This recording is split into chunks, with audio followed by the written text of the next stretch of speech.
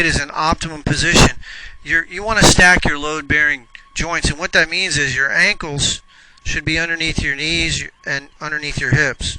And if so, the top of the knee, the ball of the foot, and the tip of the elbow and the top of the spine are in a plumb line. That's pretty good setup. Your mid-back's a little rounded, but that's not bad. All right. There's the angle of the shaft. Everyone has a swing plane, and I'll go over this with biomechanics. You can go online if you want to study this stuff. It's called bioswing dynamics. We take wingspan, we take pivot. Some people are right pivoters, center pivot. Some are forward pivot, front pivot. If your forearms exceed your upper arms, your swing's going to be steeper by definition. When we do a test on, we call it the takeaway test, if I keep my shoulders still and I swing my lead arm across and let my rear arm bend, there's 4 positions you could be in. You could be a guy who's on top. You could be side cover, which would be a 45-degree angle. Now, some people have a high right elbow. Some of you might have an impingement in your shoulder. Guys that are thicker, wider chest. Then there's side on, which is what I am. When I don't move my shoulders and I let my lead arm go across, now that's the delivery of the club, and that's the grip I should have for that delivery position, and it should be more on a cornering release. So we'll check what you are, but it looks like you have no trouble going back on plane. One thing that's very obvious to me is you have all your weight on your heels, and so your brain seeks balance. So you're sitting back and then you're falling forward. Normally I have my body track pressure mat. I got to send it back. It's not working right, but I can already tell you right now, watch this box I just drew, and you'll see your weight come forward immediately. So you stand up and you come forward. Now, think about it. If your pelvis moves forward, the club's going to go further behind you. If the club gets further behind you, you're going to bottom out. The farther the club gets behind you on the downswing, the more you're going to bottom out. Now, what does that mean? That means the club head gets too far behind your hands. When your pelvis moves toward the ball, it's easy to hit the ground. Right there, the club's underneath the plane. If you couple that with 4 inches of forward thrust, you can bottom out real easy. You also can get your swing path going to the right. And you can get the club face open because the shaft is very steep at impact relative to address. So there's impact, there's address. So you're moving forward and up.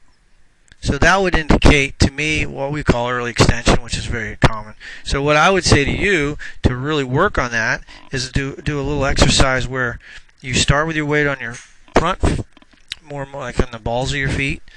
Yeah, and then as you take it back, you're going to load into the heel of your right, and then you're going to come into the ball, and as you come into the ball, you're going to keep your hips back, and that the right knee should feel like it's moving toward the left knee.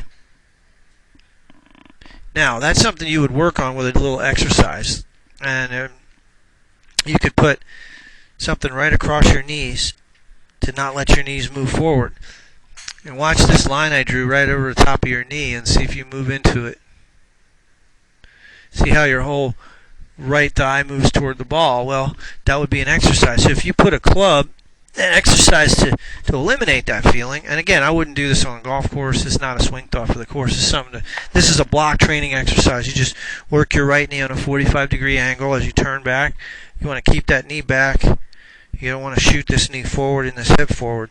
So, that's awkward feeling. I won't lie to you.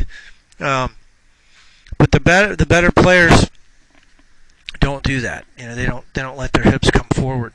So that's some reason why you're hitting it fat.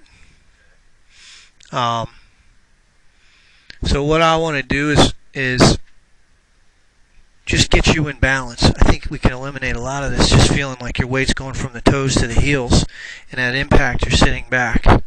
The left leg's going to feel like it's in extension, straightening, and that right hip on the backswing is going back. Yep.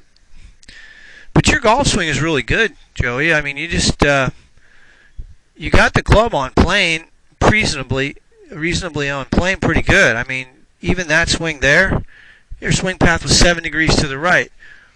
So you were trying to come into out. That'll give you, and we'll see how consistent that is. But if you come too much into out, you will hit the ground. But the key is, can you feel the difference between 1 degree and 7 degrees? The swing before that was perfect. 0.8. That one, 7 degrees. Big difference. So the face of the club is going to control the direction of the ball. And that path shows that's the direction the club head's traveling, and that's where the face is looking when you hit the ball. So the face was actually pointed. This number has to be to the left, face to path. So the face has to be close to the path. If the path's to the right, the face has to be to the left to go straight. Alright, so what am I telling you? We're going to work on your balance. We're going to get you eliminating that forward movement on the backswing. That's really the whole thing.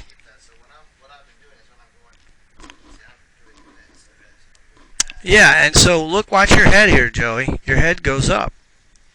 So you're standing up out of your posture and you're moving forward. Well, that needs to go away. Now, do you come back down at impact? Not really. So, do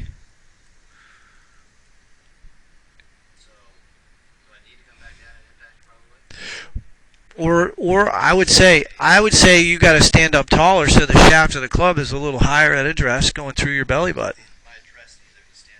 When you bend from your hips, you should be able to take your trail hand off the club and touch the top of your knee.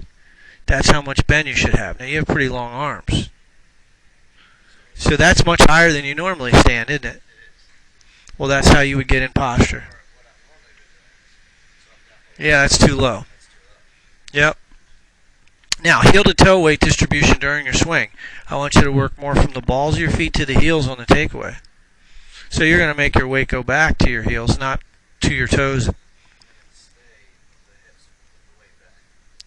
Yeah, I mean, we'll see how that works, but initially, for sure, we're going to go off. We're going to take it. I don't want you to go from heels to toes. I'd rather you go stay centered or even move your weight towards your heels on the backswing, and then don't really think about too much on the downswing because you get so much in your head you just can't do it. So just work on trying to take your weight from the front of your foot more to the middle or the back part of your foot on the backswing.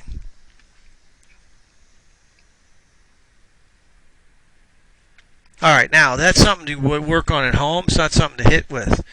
We'll give you some swing thoughts for the course that are going to be separate from like what you would do on the course. If you're hitting behind it, move the ball back. Don't try to change your swing. If you're out there playing golf swing, you're not going to shoot a million.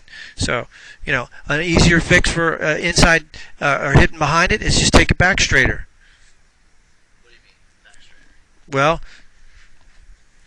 if the golf club goes under plane, watch the club. Your club's right in that zone, right? Actually, you wouldn't have to worry about taking it back straighter. You would just change your weight distribution.